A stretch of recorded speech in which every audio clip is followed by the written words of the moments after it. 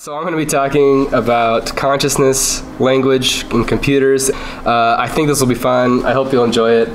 So what we think we know about the world is that the world is just made of mindless, meaningless particles and fields of force. And we think of ourselves as conscious, as having free will, as forming societies and cultures, and having human rights, and things like that. So how do you get from particles to politics, from electrons to elections? How do you kind of bridge that gap? And that's kind of one overriding question within contemporary philosophy. This is kind of a basic picture of how it all kind of connects together. Small things form systems that make bigger things. So the standard view is that the mind or consciousness is a biological phenomenon. We think we have really good reasons to believe that it's a biological phenomenon. If you take a class in neuroscience here at BYU, that's what they'll teach here at BYU, is that as far as we can tell, our brains has the causal mechanism sufficient to create consciousness. And then from consciousness we do have language, which then allows for us to have certain complex social interactions that are not possible without language.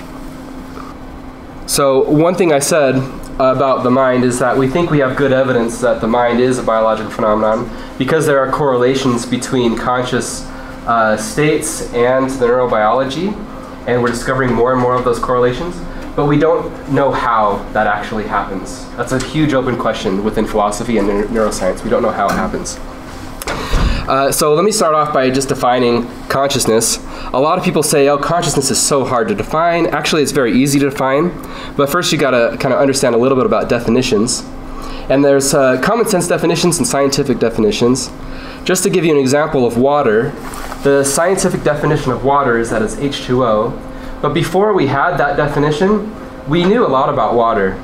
Okay, so we knew that water was a clear, colorless, tasteless liquid. We knew all sorts of properties about water, and usually scientific definitions are the result of prolonged scientific study. They're not necessarily the starting place. With consciousness, we have a common sense definition, and that is that it's subjective states of awareness or sentience. Okay? These states begin when one wakes up in the morning and continue throughout the period that one is awake until one falls in a dreamless sleep, or is otherwise, as they say, unconscious.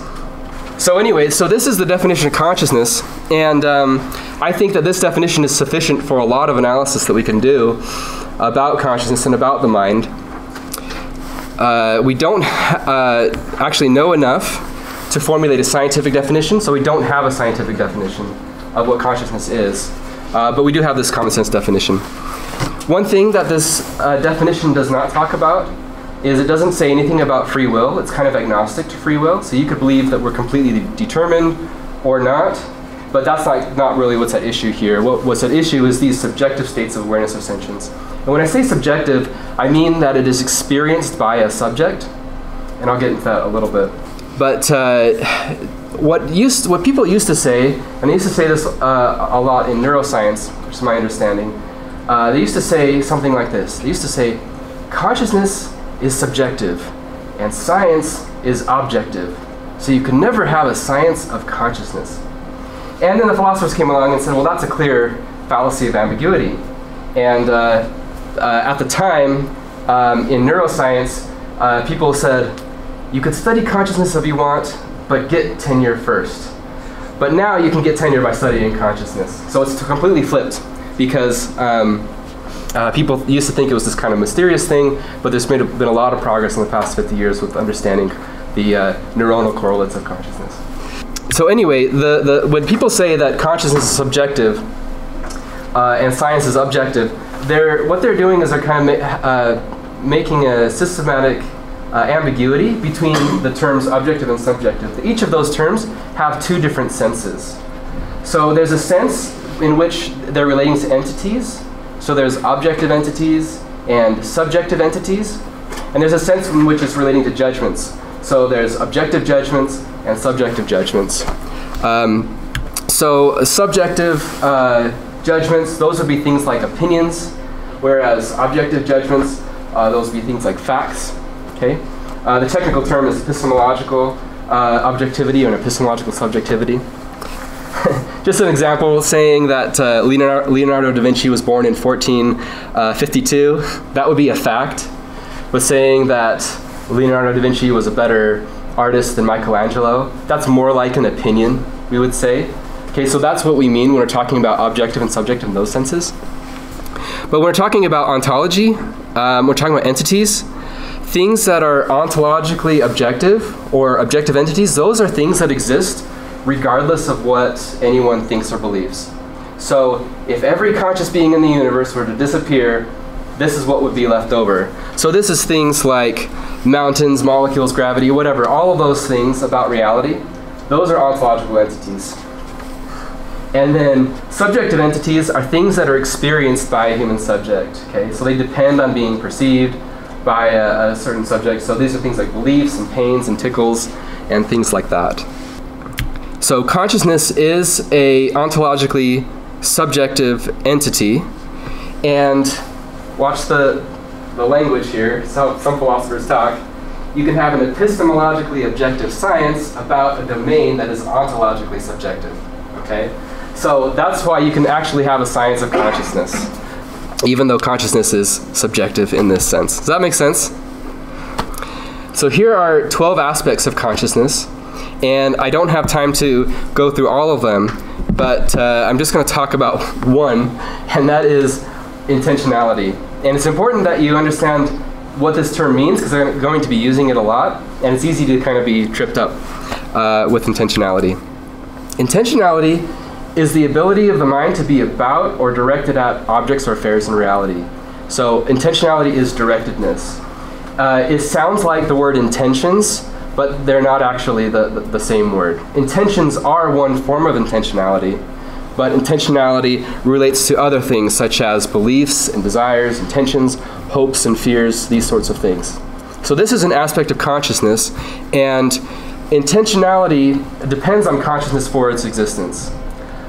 It doesn't make sense to talk about things in an intentional sense without consciousness. They just go together.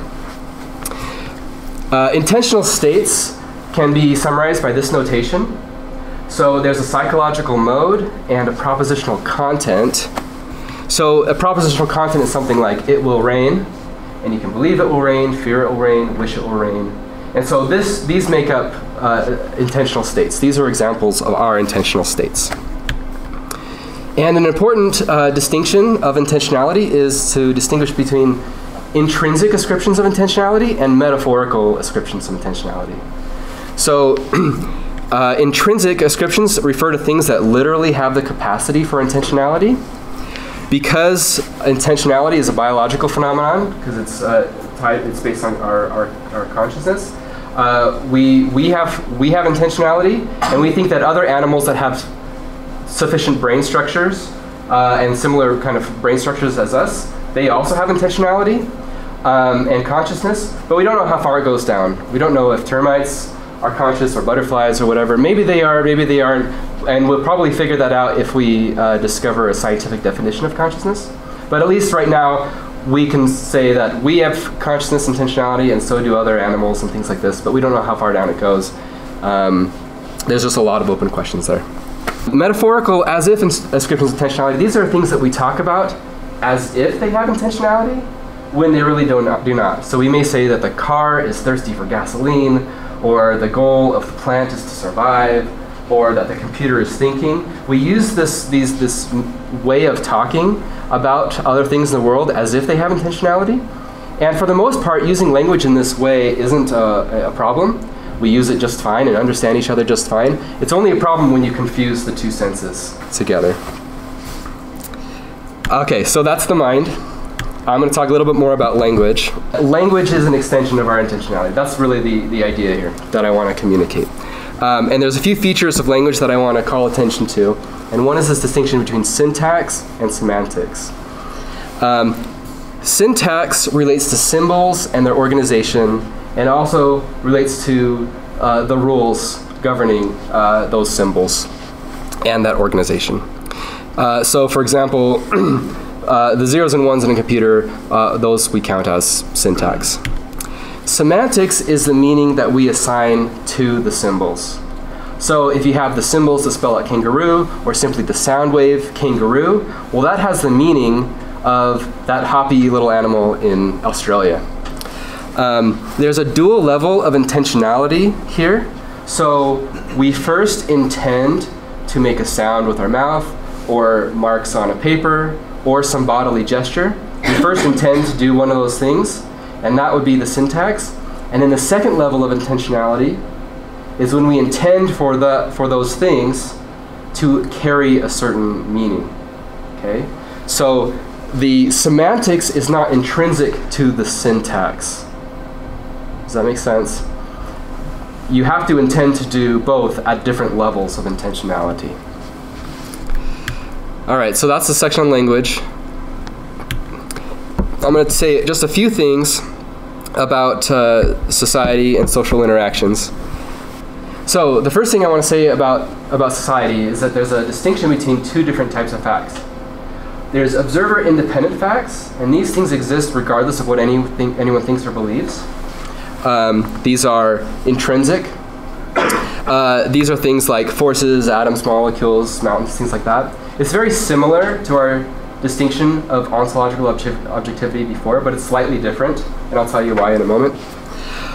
There's also observer-relative facts, and these are things that exist only by assignment. They're in the eye of the beholder. To use a technical language, it's ontologically subjective. And these are things like money and elections and marriages and touchdowns, religious sacraments, and so forth. Consciousness itself is an intrinsic phenomenon, so it's observer-independent. And what I mean by that is that consciousness is observer-independent in the sense that I'm conscious regardless of what anyone thinks or believes. Okay? Or you are conscious regardless of what anyone thinks or believes. So it's an observer-independent phenomenon in that sense. Observer-relative facts, syntax is observer-relative because something only counts as syntax relative to our assignment of it as counting as syntax. There's three positions that I'm going to go over concerning consciousness, machines, and computers. And those positions depend on the answers to two separate questions. So the first question is, could we make an artificial conscious machine? Second question is, could we make a conscious machine through computation alone? Position A, which is also called cognitivism, says yes to both of those. Position B says you could make an artificial machine, but computation alone is not sufficient to create consciousness. And position C says you can't do either of those things. So let me go a little bit more detail about these different positions. So position A they believe that brains cause consciousness, that the brain is literally a computer, and that we will one day be able to program a computer to be conscious. That's position A. People that hold this position, philosophers Daniel Dennett and David Chalmers, and the chief futurist at Google, Ray Kurzweil. Ray Kurzweil believes that by 2029 we will achieve some, what he calls human level form of artificial intelligence through computers, and he thinks that not long after that we'll be able to upload our minds to computers and live in this beautiful utopia inside of a computer. That's what he argues, that's what he believes. Position A believes in this.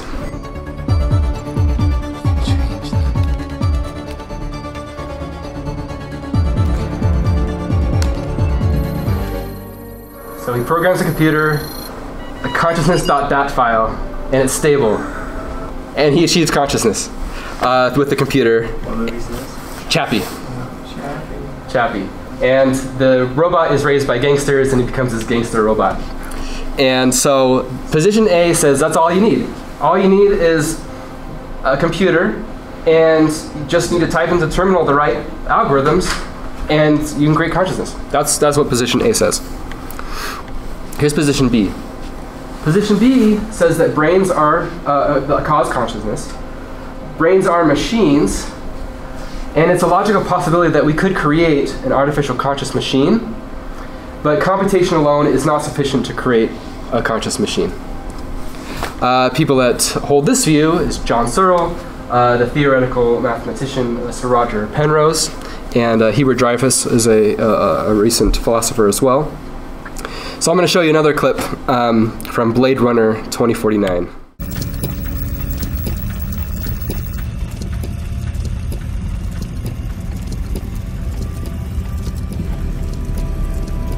Mere data makes a man. A and C and T and G. The alphabet of you. All from 4 symbols. I'm only 2. 1 and 0. Half as much, but twice as elegant, sweetheart. Okay, so this is Blade Runner 2049. He is a replicant. He is an artificially, synthetically created person, and he was made, fully grown with memories implanted in him, with the background implanted in him, so to speak. She is a computer that's just a projection from a device that he carries around in his pocket. She is kind of his girlfriend that he bought this device to have a digital girlfriend. So position B would say, well, he most likely has the appropriate causal mechanisms to have consciousness, but she is purely made out of just computer code, 1s and 0s. She's just a really, really good simulation, right? She's not really conscious. And there's an interesting part in the movie, later in the movie, after his girlfriend, his digital girlfriend dies, he kind of has this realization or this doubt that she ever was conscious. It was kind of this interesting thing. So this actually relates very well to position B. Here's another movie. We have her mind. Structured gel. I had to get away from circuitry. I needed something that could arrange and rearrange on a molecular level, but keep its form when required. Holding for memories, shifting for thoughts. This is your hardware? Wetware. Okay, so the other guy asks, "This is your hardware?" And he says, "Wetware." Wetware is taken directly from John Searle. They actually interviewed a lot of philosophers for this film. It's very kind of interesting. But position B would say, well, the main robot character in this movie, Ex Machina, she could be conscious because she has some causal mechanism that's sufficient to create consciousness. So that's position B. Yeah, we. So are you saying consciousness is the physical thing? Yes. Well, I'm saying that position B holds that brains cause consciousness. But that consciousness emerges from the neurobiology. But you can't simulate a brain through a computer. That's what position B is. Position B says you can simulate a brain through a computer, but you cannot emulate a brain through a computer. So it can't be like fully conscious. Yeah, you can't have consciousness from a computer. So they say you got the physical aspect of your brain that is made conscious. There's some biological aspect that can't be obtained in just. Right. There is some aspect. That aspect may require the biology, or maybe it can produce artificially in some other medium. But there actually needs to be some literal energy transfers that are sufficient to duplicate the causal processes that give rise to consciousness. That's what they say. Position C, thank you, says consciousness cannot be created artificially at all. Either because it's not part of the physical world, or because it cannot be explained mechanically or computationally in any sense. So people that would believe this would be Descartes and Plato. To summarize the 3 positions, could we make an artificial conscious machine, or could we make a conscious machine through computation alone? Each of those has kind of a different answer to that. I am going to present what I think are some fatal mistakes that are made by position A. Okay. Before I do that, I'm going to lay out a few more conceptual categories. So just going to give you a definition of artificial intelligence. There are dozens of definitions. In philosophy and in science fiction, AI just refers to any man-made machine that can think and or act like a human. Definition 2 is just a buzzword for new computer technology. So this is a picture of a kind of billboard at the Computer Electronics Show in Las Vegas this year, and they're advertising TVs, and they've got AI upscaling, AI streaming technology, AI content, and AI sound, all powered by a quantum processor, 8K. And so it's not just that it's a buzzword, but the meaning of AI really changes every generation. So Kevin Kelly, for example, of Wired Magazine, he says, what we can do now would have been considered AI 50 years ago, but in 50 years from now, they're not going to consider what we're working on now as AI. It's this thing that changes. So here's an example of some technologies. that people used to consider AI, like object-oriented programming, for example, but people don't consider those AI anymore. So it's really like a not very well-defined term kind of in either in academia or in the industry. There's a distinction I want to make between two different types of robots, simulations versus emulations. So you can imagine two robots that both look human, but they're very different. To simulate means to imitate or mimic or pretend, to give the appearance of, okay? So simulation would not be conscious. It would just be a zombie. It would just look like it was conscious, but it wouldn't have anything there. We can only talk about simulations in the form of as-if intentionality. Emulations, these are things, at least in the way that I'm using the word here, they reproduce or duplicate the functions of a system in a way that is causally identical to the thing being emulated. Okay, so this would be a robot that actually was conscious, for example. So, to your question about artificial, there are two senses of the word artificial. In one sense, we can refer to things that are not real, just an imitation, like this beautiful artificial butter here. In another sense, it can refer to things that are real, but just not made by natural means. So, artificial diamonds, they actually have exactly the same molecular structure as real diamonds. They are real diamonds, but they're just not produced by natural means. And so these are the two different ways of talking about artificial. But simulation AI is artificial in the sense that it's not real, just a simulation or imitation. Emulation is artificial in the sense of being real, just not produced naturally. There's also this distinction between weak AI and strong AI. These terms were actually coined by John Searle in 1980. If you read blogs about artificial intelligence, then people kind of make up all sorts of definitions of what they think these words mean. But in the original sense in which these words were defined, weak AI is not a type of machine, it's an assumption. And that assumption is that a computer, software plus hardware alone can simulate a human mind. And strong AI is the assumption, because it's making a strong claim, that's why it's called strong AI. It's the assumption that computer software plus hardware alone can emulate a human mind. There is kind of differences within position B. So John Searle, for example, he believes that a computer could fully simulate a human mind. Whereas Roger Penrose, for example, he uses Gödel's theorem and the halting problem, and he talks about things that humans can do that computers could never simulate. So what is a computer? It's important to get a really clear definition of what computers are.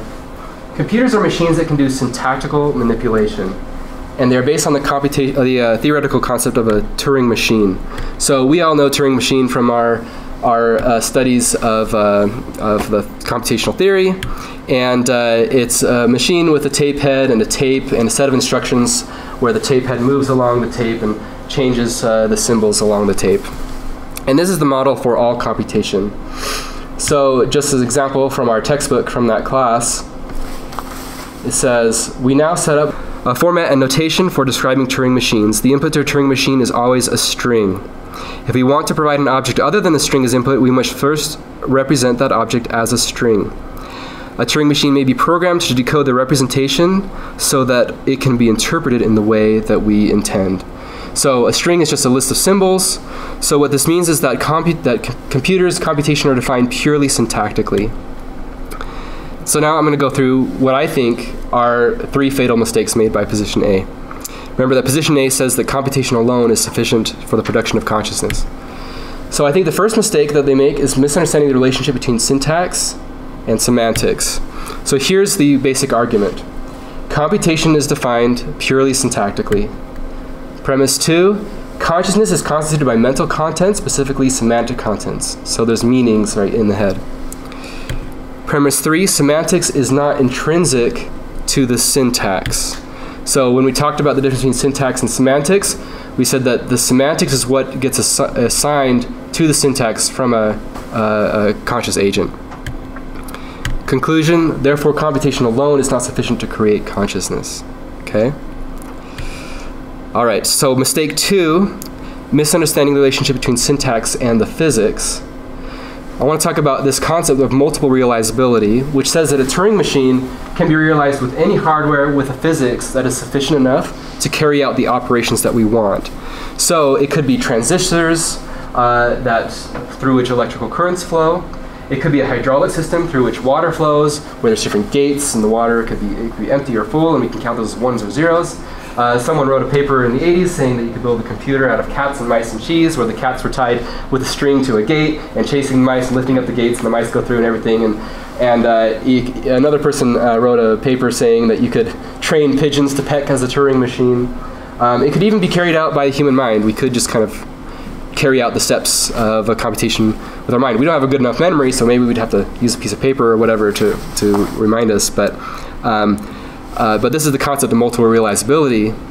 And the point here is that the hardware realization is irrelevant.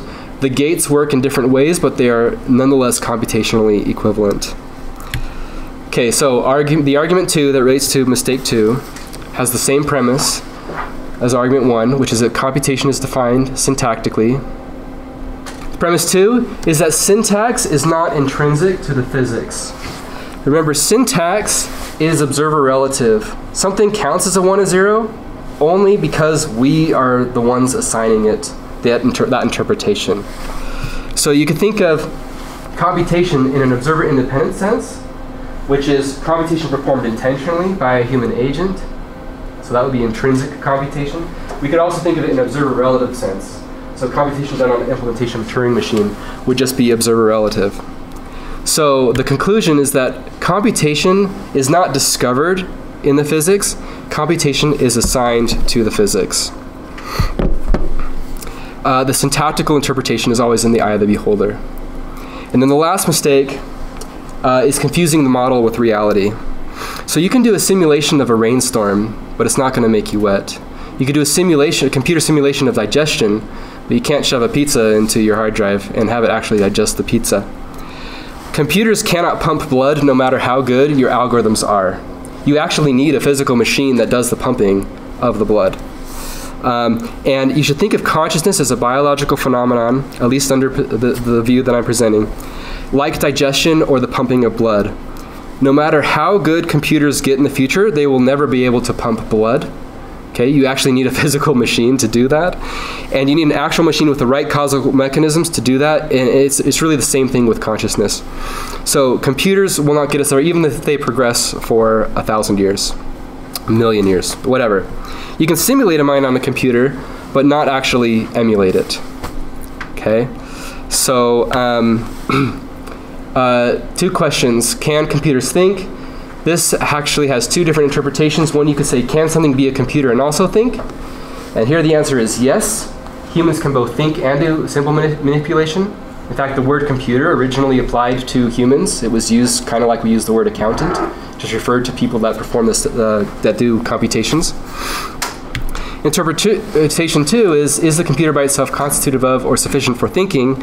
And here the answer is no, because computer programs are purely syntactical, and the syntax by itself is not sufficient to cause consciousness, and the syntax isn't even intrinsic to the physics of hardware.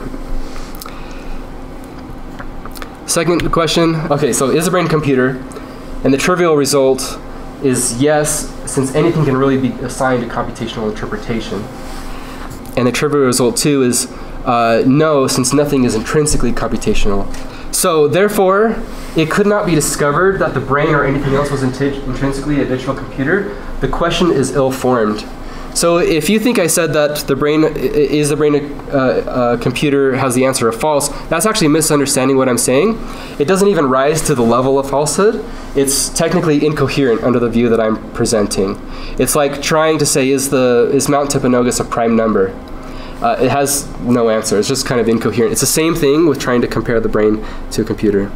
So if we go back to the 3 positions, what I'm arguing is that position A makes those 3 mistakes that are fatal to the theory, and position B and C are open to you. And I'll let you kind of think about which one you believe in, or maybe you still believe in position A and that I've made some mistake along the way, which is possible as well. So throughout our history, whenever a new technology comes out, people always use that new technology as a metaphor for the mind. So people used to write about the mind being like a mill or like a water pump. When the steam engine came out, people said, oh, the mind is like a steam engine. When the clock came out, said, no, the mind is really like a clock. People thought the mind was like a telegraph switchboard. And now people tend to say that the mind is like a computer. And I think the computer is probably no better or no worse a metaphor for the brain than earlier mechanical metaphors.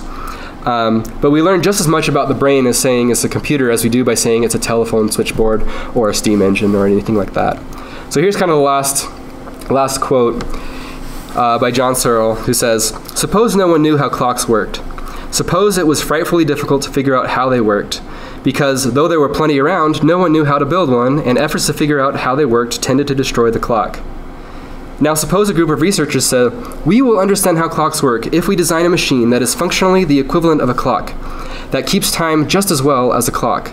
So they designed an hourglass and claimed, now we understand how clocks work. Or perhaps, if we could only get the hourglass to be just as accurate as a clock, we would at last understand how clocks work. Substitute brain for clock in this parable, and substitute digital computer program for hourglass, and the notion of intelligence for the notion of keeping time, and you have the contemporary situation in much of artificial intelligence and cognitive science." So in summary, there's the three positions. There are the different senses of artificial intelligence. There's a definition of computer as a purely syntactical machine, and there are the three fatal mistakes that I believe are made by position A, also known as cognitivism.